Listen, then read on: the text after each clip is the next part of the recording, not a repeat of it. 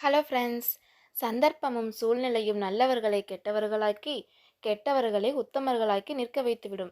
ஆனால் உண்மை ஒரு நாள் உலகறிய வெளிவந்தே தீரும். அப்போது யார் யார் எப்படி என்ற மாயை விலகும். காபமும் கோபம் பேராசை என்ற 3 கதவுகளை கொண்டது நரகம். இவை ஆத்மாவை அழிப்பவை. எனவே 3ஐயும் விலக்கி வைக்க வேண்டும்.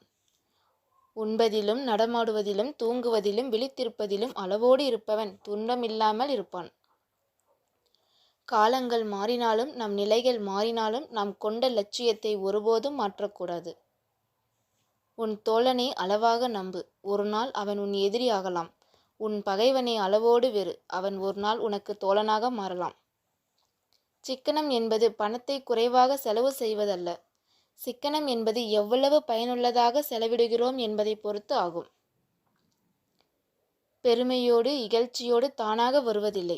உங்கள் கடமையை செய்யுங்கள், எல்லாம் அதில்தான் அடங்குகின்றன.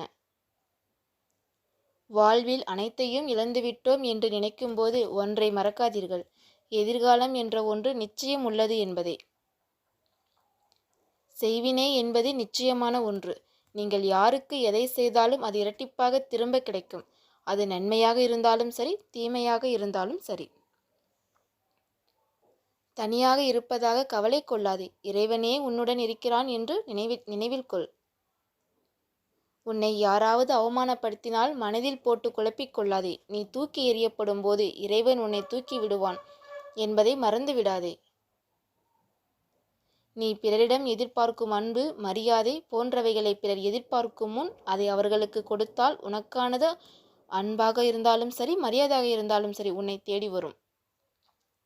மனத்தெளிவு பெற்றவனிடமிருந்து எல்லா துக்கங்களும் விலகுகின்றன. தேங்க்யூ ஃபார் வாட்சிங் ஃப்ரெண்ட்ஸ். இந்த பொன்மொழிகள் உங்களுக்கு பொருத்தமானதாக இருந்தால் கீழே கமெண்ட் பண்ணுங்கள். இந்த வீடியோ உங்களுக்கு பிடிச்சிருந்தா ஒரு லைக் பண்ணிவிட்டு நம்ம சேனலை சப்ஸ்கிரைப் பண்ணி வச்சுக்கோங்க. தேங்க்யூ ஃபார் வாட்சிங்.